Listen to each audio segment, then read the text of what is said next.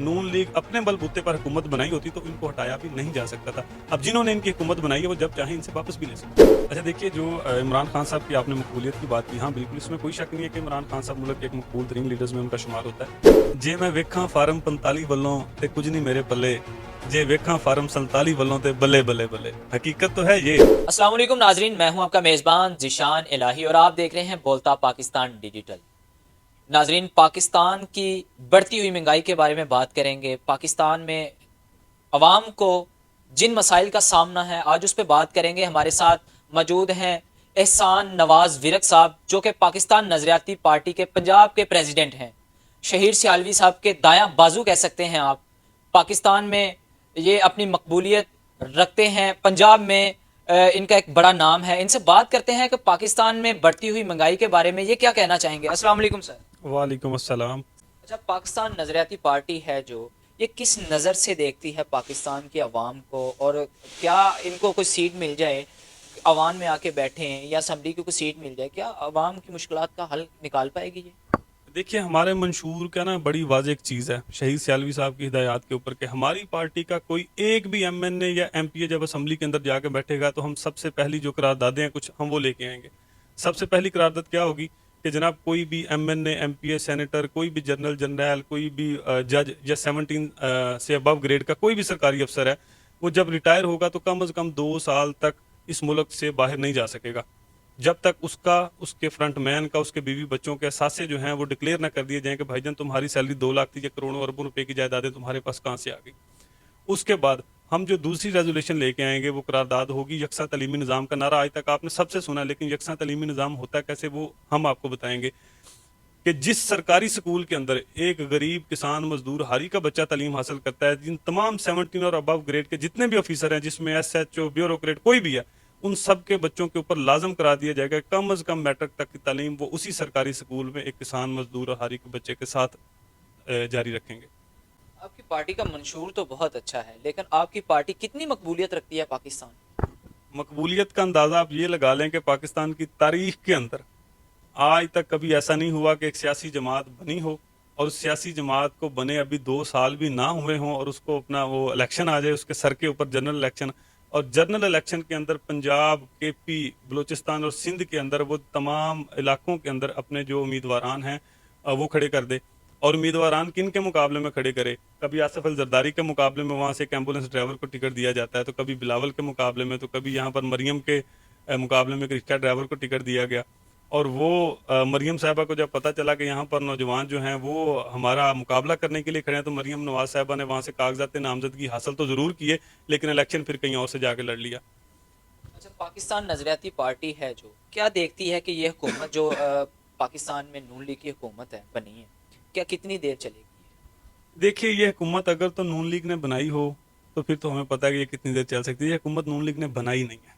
ये असल हुकूमत हुकूमत बनाने बनाने वाला कौन है? हुकूमत बनाने वाले कुछ और है, सबको पता है वो कौन है। तो देखें, मैं तो सीधी मर्तबा से सीधी तरह कहता हूँ कि देखें, एस्टेब्लिशमेंट का जो भी किरदार रहा है इस हुकूमत बनाने में सबको पता, हम छुपा किससे नहीं सकते ना। तो अब उनकी मर्जी है कि वो इनको कब तक चलने दें। अगर नून लीग अपने बलबूते पर हुकूमत बनाई होती तो इनको हटाया भी नहीं जा सकता था। अब जिन्होंने इनकी हुकूमत बनाई है वो जब चाहें इनसे वापस भी ले सकते हैं। अच्छा, पाकिस्तान नजरियाती पार्टी है जो, अगर किसी के साथ इनका गठ जोड़ किया जाए तो किस पार्टी में शामिल होना चाहेंगी ये? देखिए, हम किसी पार्टी में शामिल बिल्कुल भी नहीं हुए, क्योंकि हमारी अपनी एक सियासी जमात है। पाकिस्तान नजरियाती पार्टी का अपना एक मंशूर है, हमारा एक अपना लाहे अमल है। लेकिन अगर आप सियासी जमातों की बात करें, देखिए सियासी जमात कोई भी इस काबिल नहीं है कि हम किसी के साथ शामिल हो सकें या किसी के साथ इत्तेहाद कर सकें। हाँ, कुछ शख्सियात ऐसी हैं कि जो हम चाहते हैं कि वो हमारी पार्टी का हिस्सा हों, वो हमारे साथ मिलकर काम करें। जिस तरह से आप देखें, पीपल्स पार्टी है करप्ट तरीन, आप उसको कह सकते हैं, लेकिन उसके अंदर सियासतदान मौजूद हैं। खुर्शीद शाह आप देख सकते हैं, अब बड़ा वो देखें कि अब बिलावल की तर्जुमानी करने लग पड़े अगर खुर्शीद शाह साहब, तो मैं कहता हूँ खुर्शीद शाह साहब ये आपका मेयार नहीं है। ठीक है। दूसरी तरफ अगर आप ये देखें कि अब एहसन इकबाल को देख लें, मुस्लिम लीग नून के अंदर ख्वाजा साद रफीक को देख लें, ये इतने जीरक सियासतदान है, जब ये मरियम नवाज साहबा के पीछे हाथ बांध कर खड़े होते हैं तो हमें उनके ऊपर तरस आता है, उनको खुद को आता हो या ना आता हो।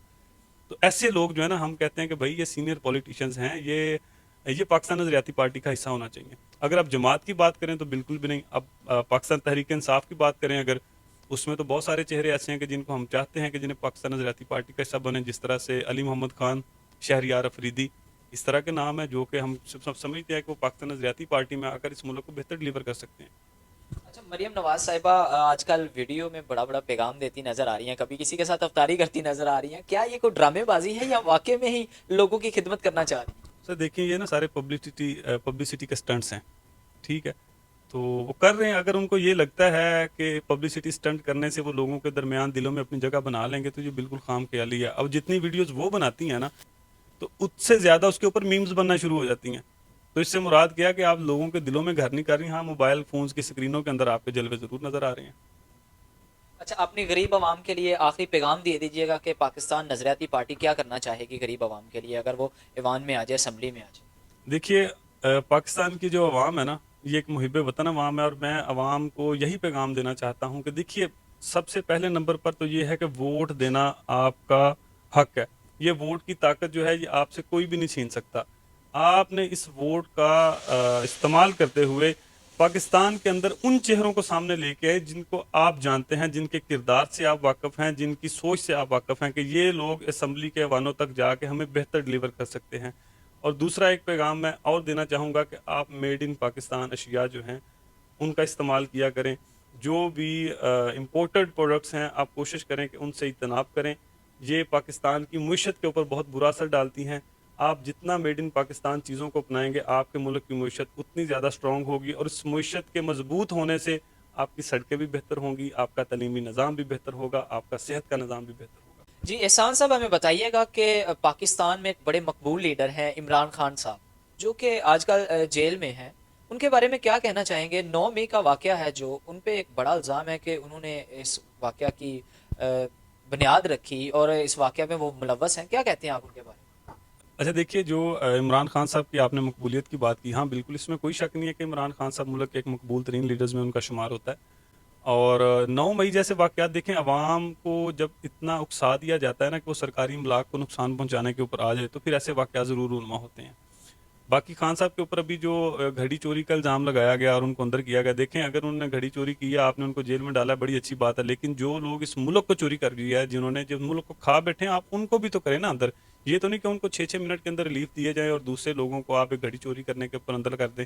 सब लोगों के लिए जो इंसाफ का निज़ाम है वो यकसा होना चाहिए, ना कि आप किसी एक के लिए कोई और अलग कानून और दूसरे के लिए अलग कानून। जिनको आज तक हम इश्तिहारी देखते रहे, उनको 6 मिनट के अंदर रिलीफ दे दिए गए। ये जो भी सियासी इंतकाम है, ये सियासी इंतकामी कार्रवाइयाँ हैं ना, इन सबको ख़त्म करना पड़ेगा। ये रीत बहुत बुरी है, इससे नुकसान ऑब्वियसली पाकिस्तान को होगा, किसी की ज़ात को नहीं होना, पाकिस्तान को नुकसान होगा और पाकिस्तान की आवाम को नुकसान होगा। में? क्या लगता है इमरान खान साहब पर जो ये FIRs हैं और ये जो इल्ज़ामात हैं, क्या इसमें वो मुलव्वस हैं इमरान खान साहब? देखिए, उनके मुलव्वस होने या ना होने के, देखिए जो तो उनके ऊपर एक सियासी लीडर है ना, उसके ऊपर जब कोई भी FIRs बनाई जाती है ना, तो ज़रूरी नहीं होता कि वो सारी की सारी हकीकत पर मबनी हो, और ये भी ज़रूरी नहीं है कि उसके अंदर बेगुनाह बंदे के ऊपर कर दें, लेकिन कुछ होता भी। अब शहीद सियालवी साहब हैं, उनके ऊपर कितनी सारी FIRs हुई हैं। अब कई तो उन मौक़ों की हुई हैं जहाँ पर वो मौजूद भी नहीं होते, तो उनके ऊपर FIR काट दी जाती है कि जनाब इन्होंने ऐसे कर दिया। तो ये सियासी इंतकामी कार्रवाइयाँ होती हैं। वो जब एक बंदा गवर्नमेंट में आया जिसने अपोजिशन में मारे खाई हो, तो जब वो गवर्नमेंट में आता है तो वो कहता है जनाब अब मैं इनको रगड़ूंगा। तो ये बेसिकली वो रगड़े खा रहे हैं। अच्छा, एक और चीज़ यहाँ पे देखने में पाकिस्तान में आ रही है कि जब इलेक्शन के दिन थे, इलेक्शन हो रहे थे, तो वहाँ पे एक शोर सा मच गया, एक रोला डल गया फार्म 45 और 47 का। ये फार्म 45 और 47 क्या है, अवाम ये पूछना चाहती है, अवाम को ये बताएं सर। जे मैं वेखा फार्म 45 ਵੱਲੋਂ ਤੇ कुछ नहीं मेरे पल्ले, जे वेखा फार्म 47 ਵੱਲੋਂ ਤੇ बल्ले बल्ले बल्ले। हकीकत तो है ये। अब 45 के लोगों ने हिफाजत किया, और अब दोबारा से आप देखें कि जब ये अपलोड हुए हैं इलेक्शन कमीशन की वेबसाइट के ऊपर, तो वहां पर तो आपको सब पता चल रहा है कि जनाब ये आपने कटिंग करके तो फार्म 47 की गिनतियां पूरी की हैं। ये इलेक्शन देखें, मैं खुद वोट मैंने किया जाके, जब मैं पोलिंग स्टेशन में गया हूँ तो मैंने जाके देखा कि जनाब इतना बेहतरीन इलेक्शन जो है, इतने साफ सुथरे निज़ाम के तक मैंने आज तक नहीं देखा था। पोलिंग स्टेशन के अंदर कुछ नहीं हुआ। जो कुछ भी हुआ ना, वो पोलिंग स्टेशन में जो 5 बजे के बाद की जो गिनती है ना, जब भी इलेक्शन डिले, कौन लोग थे जो 5 बजे के बाद इलेक्शन को तब्दील कर गए? जिन्होंने मुस्लिम लीग नून को हुकूमत में बिठाया, कौन है वो मैं आपको पहले बता चुका हूँ कि एस्टेब्लिशमेंट का किरदार है सर इसके अंदर, और कोई भी नहीं है, सबको पता है। हम इतना वो छुप छुपा के तो नहीं कह सकते। जो भी ऐसी ताकतें थीं जिन्होंने कमिटमेंट की थी मियां नवाज शरीफ साहब के साथ कि जनाब शहनशाह आली शान आप तशरीफ लाएं, 6 मिनट के अंदर हम आपको रिलीफ देंगे और आपको सीधा वज़ीर आज़म की कुर्सी पर बिठाएंगे। लेकिन वो एक चीज़ और भी है कि मीम्स मैंने देखी थी एक, और वो उसमें लिखा हुआ था कि बड़े मियाँ साहब छोटे मियाँ साहब से कह रहे हैं यार गल तो तेरी हुई सी लगता है, मेरी तो गल ही नहीं सी हुई है। तो बेसिकली मुस्लिम लीग नून है ना पार्टी, अब हुकूमत में वज़ीर आज़म कोई भी हो, वो शहबाज शरीफ हो या कोई और भी हो, तो बेसिकली ये नवाज शरीफ की हुकूमत है। तो इनको जिन्होंने बिठाना था कुर्सी के ऊपर उन्होंने रिजल्ट तब्दील किए हैं।